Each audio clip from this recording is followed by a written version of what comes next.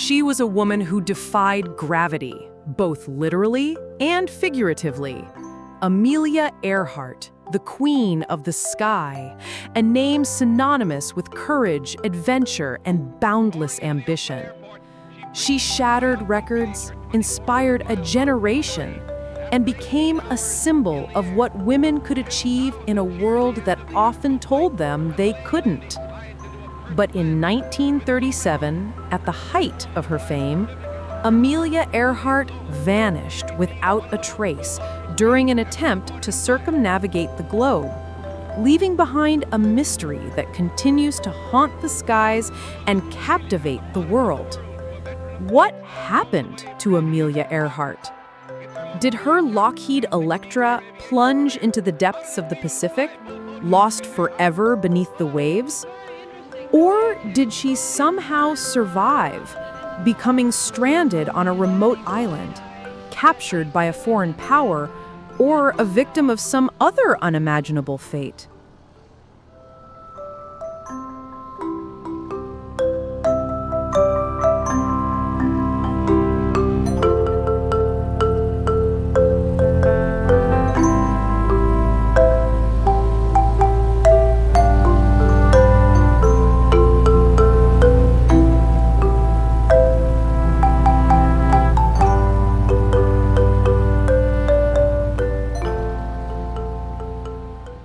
To understand the mystery of Amelia Earhart's disappearance, we must first understand the remarkable life she led. Born in Atchison, Kansas in 1897, Amelia was a restless and adventurous child. She enjoyed exploring the outdoors, collecting newspaper clippings about successful women in male-dominated fields, and challenging conventional gender roles from a young age. This spirit of independence and a thirst for adventure would define her life. Unlike many girls of her time, Amelia wasn't content with traditional pastimes.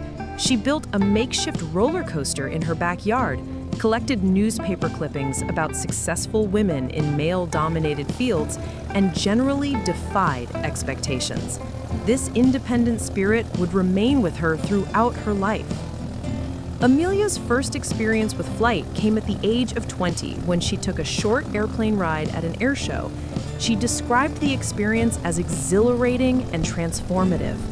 "I knew I had to fly," she later said. From that moment on, she was consumed by a passion for aviation.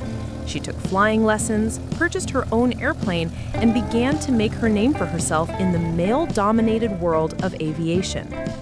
Amelia quickly became a skilled and daring pilot, setting numerous records in achieving international fame. In 1928, she became the first woman to fly as a passenger across the Atlantic Ocean, a feat that catapulted her to worldwide recognition. But Amelia wasn't content with simply being a passenger. She yearned to be the pilot, the one in control. In 1932, she achieved her greatest triumph, becoming the first woman to fly solo across the Atlantic Ocean. The flight was harrowing, with mechanical problems, icy conditions, and a near crash landing in a farmer's field in Ireland. But Amelia had proven her skill, her courage, and her unwavering determination. She was a true aviation pioneer and a global icon. Amelia wasn't just a pilot. She was a symbol of empowerment for women. She used her fame to advocate for women's rights, encouraging them to pursue their dreams and challenge societal limitations. She was a skilled public speaker, a gifted writer, and a charismatic personality who inspired millions to believe in themselves. Her achievements transcended aviation, making her one of the most important figures of the 20th century.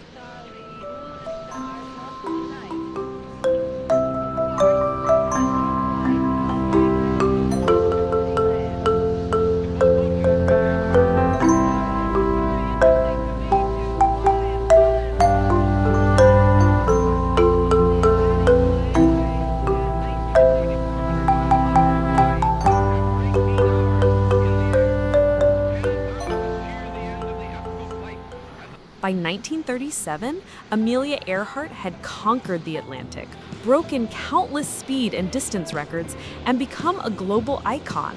But she wasn't finished pushing the boundaries of aviation. Now, she set her sights on an even more audacious goal: to become the first woman to fly around the world. The round-the-world flight was an incredibly ambitious undertaking, a journey of over 29,000 miles that would take her across continents and oceans through challenging weather conditions and unfamiliar territories. It was a testament to Amelia's unwavering determination and her desire to push the limits of what was possible. The challenges were immense.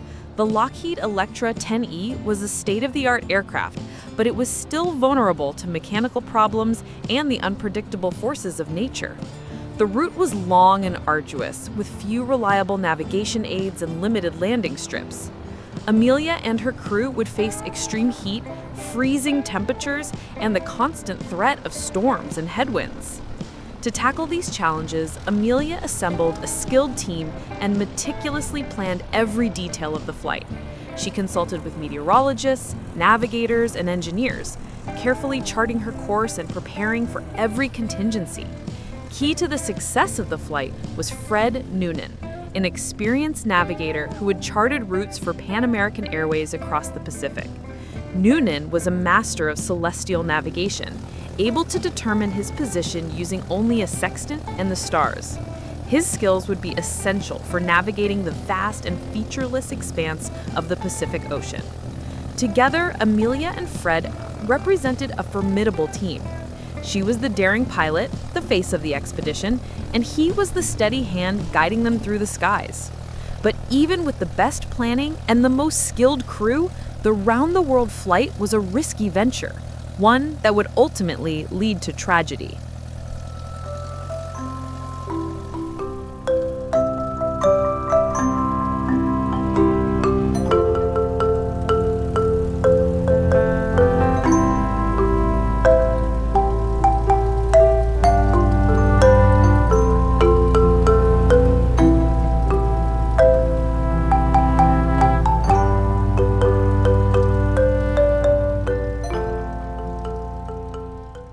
On July 2, 1937, Amelia Earhart and Fred Noonan took off from Lae, New Guinea, on what would be the most challenging and ultimately the most fateful leg of their round-the-world flight. Their destination was Howland Island, a tiny speck of land in the vast expanse of the Pacific Ocean, a mere 2,556 miles away. It was a difficult task at the time. The flight to Howland Island was fraught with challenges from the start. The weather was uncertain, with scattered thunderstorms and cloud cover. Navigation was difficult, as Howland Island was small and lacked sophisticated navigational aids. Amelia and Fred relied primarily on celestial navigation and radio signals to guide them to their destination. As they approached Howland Island, Amelia began to radio messages to the U.S. Coast Guard cutter Itasca, which was stationed near the island to provide navigational assistance. However, the radio signals were weak and intermittent, making it difficult to pinpoint their exact location. There were conflicting reports about their position, with some messages indicating that they were on course and others suggesting that they were off course or experiencing difficulties. The last confirmed radio message from Amelia was received at 8:43 a.m. local time, stating that they were flying on a line of position 157-337, but their location remained uncertain. When Amelia and Fred failed to arrive at Howland Island, a massive search effort was launched, involving ships, airplanes, and personnel from the U.S. Navy, the Coast Guard, and other organizations. The search area covered hundreds of thousands of square miles of the Pacific Ocean, but despite weeks of intensive searching, no trace of Amelia Earhart, Fred Noonan, or their Lockheed Electra was ever found. The search was eventually called off, leaving the world to wonder what had become of the famous aviator and her navigator.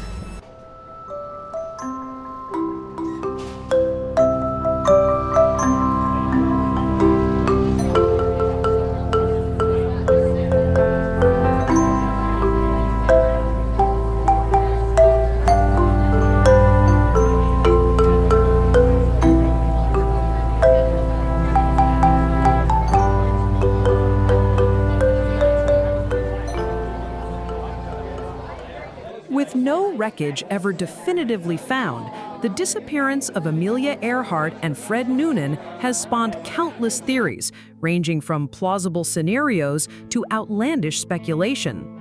Let's examine the most enduring and widely discussed explanations for what might have happened to the Queen of the Sky. Theory 1. Crash and sink. The most widely accepted theory, and the one officially held by the U.S. government, is that Amelia Earhart and Fred Noonan simply ran out of fuel, crashed their Lockheed Electra into the Pacific Ocean, and the aircraft sank without a trace. This scenario is supported by several facts.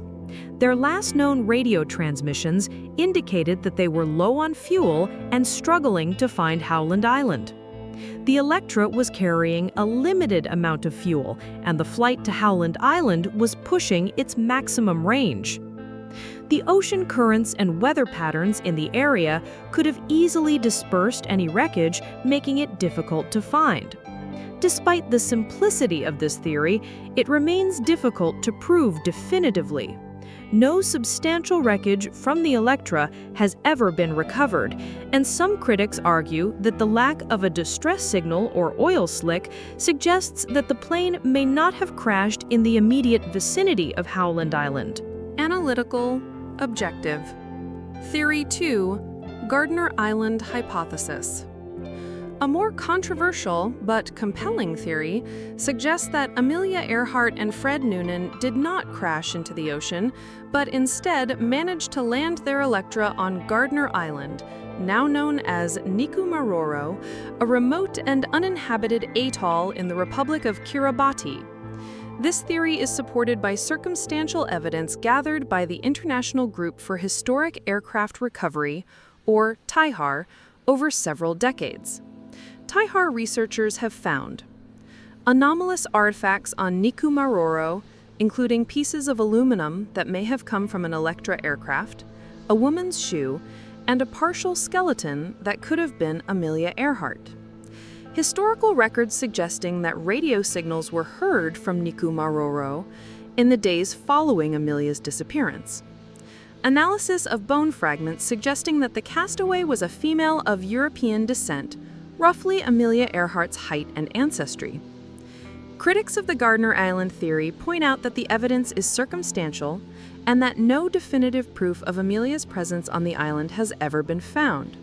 The artifacts could have come from other sources, the radio signals could have been misinterpreted, and the bone fragments are too incomplete to provide a conclusive identification. Nevertheless, the Gardner Island hypothesis remains one of the most intriguing and actively pursued explanations for Amelia's disappearance. Theory 3. Captured by the Japanese. A more controversial and largely unsubstantiated theory states that Amelia Earhart and Fred Noonan did not crash, but landed somewhere in the Marshall Islands and were taken prisoner by the Japanese military, who were expanding their presence in the Pacific at the time. Proponents of this theory suggest Amelia and Fred may have been spying on Japanese military installations and were captured as a result. They may have been deliberately shot down by the Japanese, who were suspicious of their activities. This theory is largely based on anecdotal accounts and speculation and has been dismissed by most historians and researchers. There is no credible evidence to support the claim that Amelia Earhart was captured by the Japanese, and the theory often relies on unsubstantiated rumors and conspiracy theories.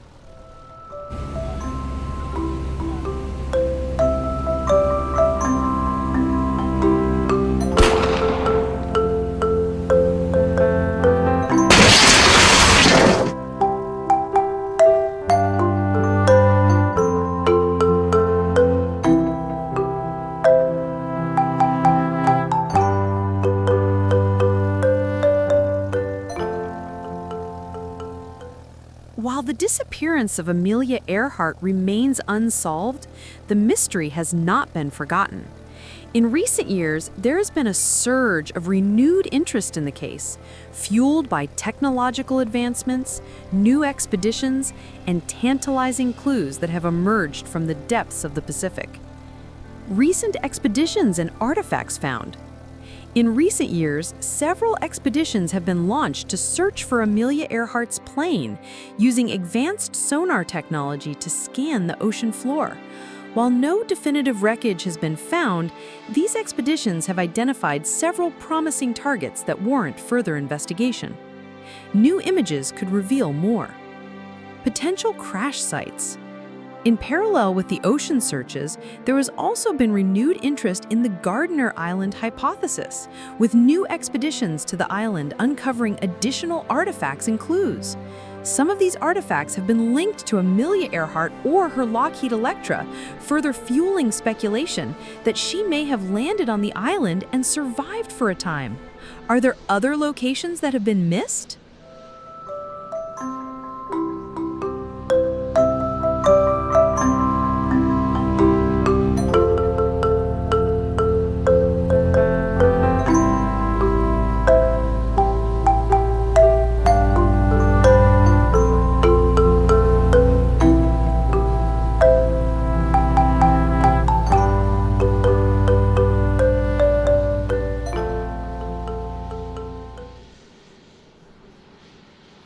The fate of Amelia Earhart remains one of aviation's greatest mysteries, a testament to the courage of those who push boundaries, and a chilling reminder of the risks inherent in exploration. Though we may never know the true circumstances of her disappearance, her spirit of adventure continues to inspire.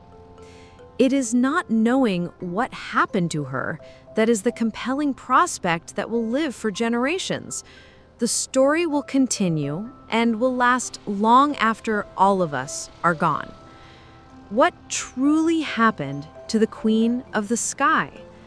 Perhaps one day the truth will finally be revealed.